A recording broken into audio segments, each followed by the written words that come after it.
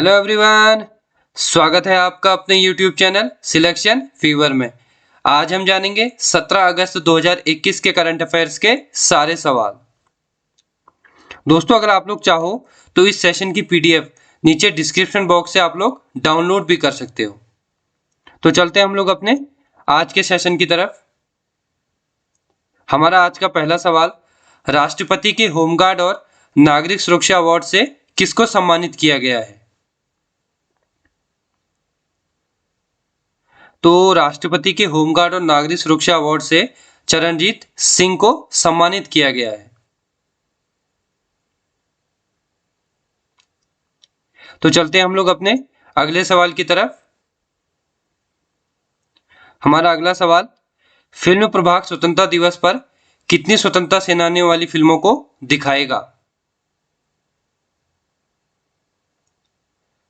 तो फिल्म प्रभाग 20 स्वतंत्रता फिल्मों को दिखाएगा।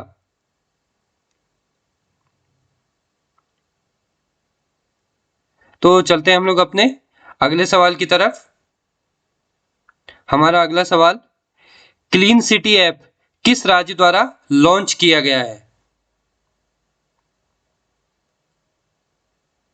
तो क्लीन सिटी ऐप जिस राज्य द्वारा लॉन्च किया गया है उसका नाम है दिल्ली। तो दिल्ली द्वारा क्लीन सिटी ऐप लॉन्च किया गया है और इस ऐप को उत्तरी दिल्ली निगम ने लॉन्च किया हुआ है। ठीक है, चलते हैं हमारे अगले सवाल की तरफ। हमारा अगला सवाल, उपसेना अध्यक्ष सीपी मोहंती किस देश की 5 दिनों की यात्रा पर गए हैं?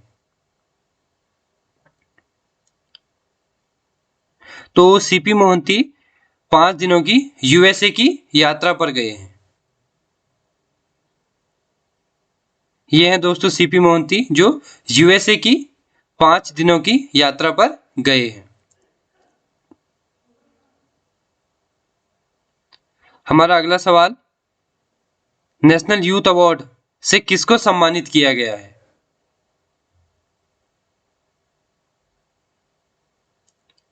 तो नेशनल यूथ अवार्ड से मोहम्मद आजम को सम्मानित किया गया है। ये हैं दोस्तों मोहम्मद आजम जिन्हें नेशनल यूथ अवार्ड से सम्मानित किया गया है और ये तेलंगाना राज्य से संबंधित हैं।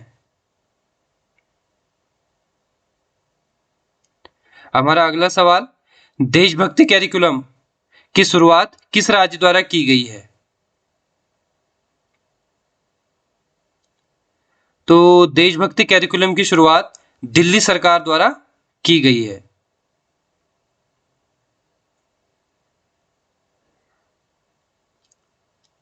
तो चलते हैं हम लोग अपने अगले सवाल की तरफ।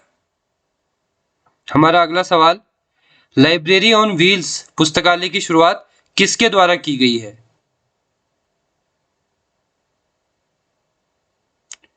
तो लाइब्रेरी ऑन व्हील्स पुस्तकालय की शुरुआत सीआरपीएफ द्वारा की गई है।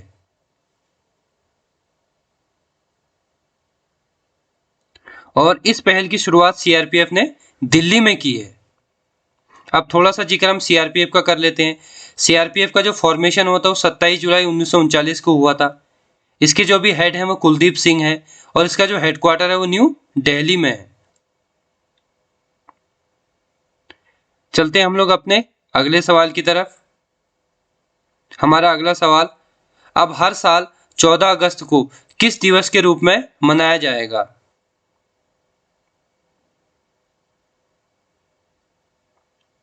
तो 14 अगस्त को अब हर साल विभाजन विभीषिका स्मृति दिवस मनाया जाएगा।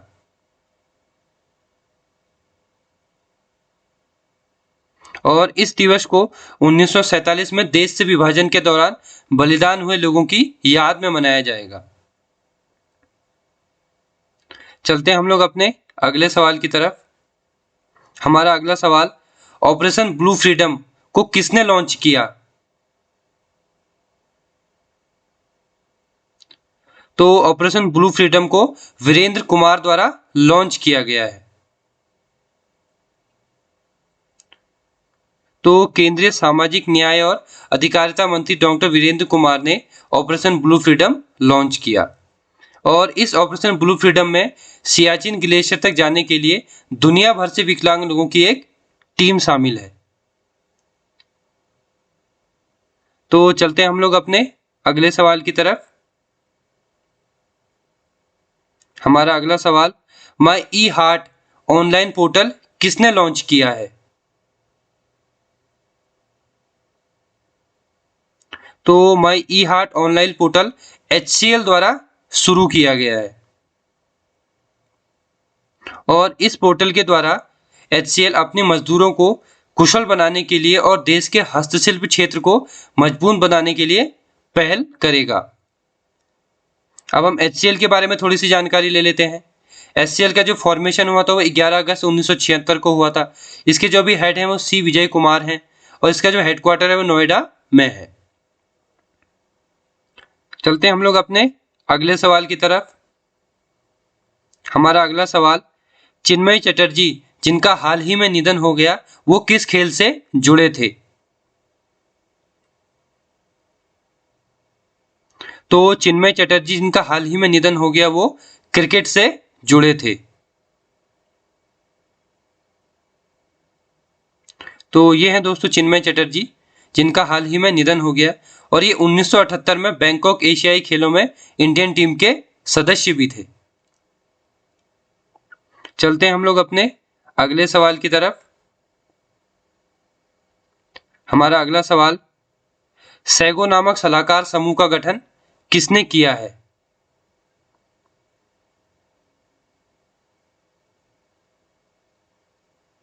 तो सैगो नामक सलाहकार समूह का गठन WHO द्वारा किया गया है और ये समूह फ्यूचर में उभरने वाले जितने भी रोग होंगे उनका अध्ययन करेगा तथा इनके बारे में हमको सलाह भी देगा। अब हम WHO के बारे में थोड़ी सी बात कर लेते हैं। WHO का जो फॉर्मेशन हुआ था वो 7 अप्रैल 1948 को हुआ था। इसके जो हेड हैं वो अभी टेड्रोस हैं और इसका जो हेडक्वार्टर है वो जिनेवा में है।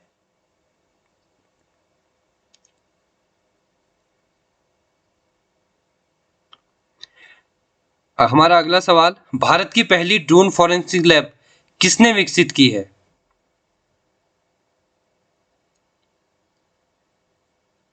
तो भारत की पहली ड्रोन फॉरेंसिक लैब जिनके द्वारा विकसित की गई है वो केरल है। तो केरला द्वारा भारत की पहली ड्रोन फॉरेंसिक लैब विकसित की गई है। अब हम केरल के बारे में थोड़ी सी जानकारी ले लेते हैं। केरल का जो फॉर्मेशन हुआ था वो 1 नवंबर 1956 को हुआ था। इसकी जो कैपिटल है वो तिरुवनंतपुरम है। यहाँ के CM है पिनाराई विजयन और गवर्नर है आरिफ मोहम्मद खान। यहाँ पर लोकसभा की सीटें हैं 20 और राज्यसभा की सीटें हैं 9। यहाँ पर जो इम्पोर्टेंट नेशनल पार्क हैं वो है Annamudi Shola national park, Eravikulam national park, Periyar national park और साइलेंट वैली नेशनल पार्क। और इम्पोर्टेंट डैम की बात करें तो Idukki dam, Mulla Periyar dam, Neyyar dam और चेरुथोनी डैम। और इम्पोर्टेंट डांसेस की बात करें तो मोहिनी अट्टम, कथकली और काईकोटी कली। तो चलते हैं हम लोग अपने अगले सवाल की तरफ। हमारा अगला सवाल, भारत की पहली मवेशी जीनोमिक चिप किसने लॉन्च की?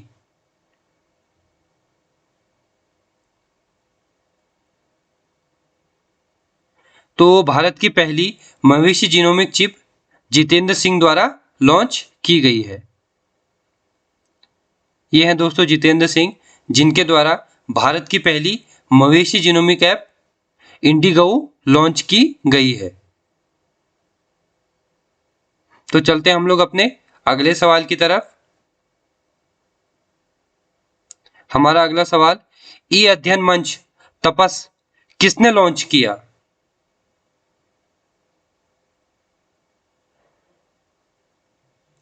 तो ई अध्ययन मंच तपस जिनके द्वारा लॉन्च किया गया है उनका नाम है सामाजिक न्याय और अधिकारिता मंत्रालय।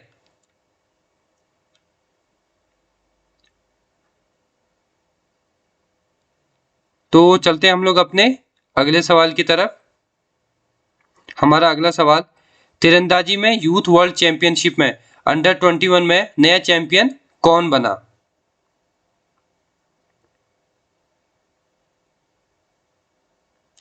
तो तीरंदाजी में अंडर 21 में जो नया चैंपियन बने हैं वो है कोमालिका बारी। ये है दोस्तों कोमालिका बारी, जो तीरंदाजी में यूथ वर्ल्ड चैंपियनशिप में अंडर 21 में चैंपियन बनी है। और ये चैंपियनशिप जो उन्होंने जीती है वो पोलैंड में हुई थी। ठीक है, चलते हैं हम लोग अपने अगले सवाल की तरफ। हमारा अगला सवाल, भारत ने कब तक ऊर्जा स्वतंत्र होने का लक्ष्य रखा है?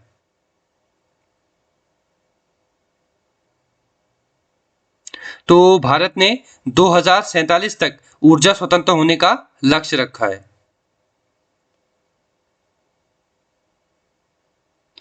तो चलते हैं हम लोग अपने अगले सवाल की तरफ। हमारा अगला सवाल, छत्तीसगढ़ ने कितने और जिले बनाने की घोषणा की है? तो छत्तीसगढ़ ने 4 और नए जिले बनाने की घोषणा की है और इन जिलों के नाम हैं मोहल मानपुर, शक्ति, सारंगढ़ बिलाईगढ़ और महेंद्रगढ़। ठीक है, अब छत्तीसगढ़ के बारे में थोड़ी सी जानकारी ले लेते हैं। छत्तीसगढ़ का जो फॉर्मेशन हुआ था वो 1 नवंबर 2000 को हुआ था। यहाँ के जो सीएम है वो भूपेश बघेल हैं, गवर्नर है अनुसुईया जी और कैपिटल है रायपुर। यहाँ पर इंपॉर्टेंट डैम है Dudhwa dam. Important national park की बात करें तो गुरु घासीदास संजय नेशनल पार्क और इंद्रावती कुटरू नेशनल पार्क। और इंपॉर्टेंट डांस की बात करें तो गौर मारिया, राउत नाचा और वेदमती। तो दोस्तों चलते हैं हम अपने आज के ब्रेन ओपनिंग फैक्ट की तरफ। तो दोस्तों जो आज हमारा ब्रेन ओपनिंग फैक्ट है वो एक पेड़ के बारे में है, यानी कि पेड़ के महत्व के बारे में। तो दोस्तों आप लोगों को पता है एक पेड़ इतनी ठंड पैदा करता है जितना कि एक एसी 10 कमरों में 20 घंटे तक चलने पर पैदा करता है। और जिस इलाकों में पेड़ सबसे ज़्यादा होते हैं वहाँ ठंड ज़्यादा होती है उस इलाके के मुकाबले जहाँ पर की पेड़ों की संख्या बहुत कम होती है। तो आपसे यही उम्मीद करता हूँ कि अपने घर के आसपास 1 या 2 पेड़ ज़रूर लगाएं, जिससे कि भविष्य में हमारे पर्यावरण को बहुत फायदा होगा। तो दोस्तों कैसा लगा आपको आज का ये सेशन? अगर आपको ये सेशन अच्छा लगा तो इसे शेयर, सब्सक्राइब और लाइक करना बिल्कुल ना भूलें। तो मिलता हूँ आपसे कल करंट अफेयर्स के नए सेशन के साथ। तब तक के लिए आप सभी को जय हिंद।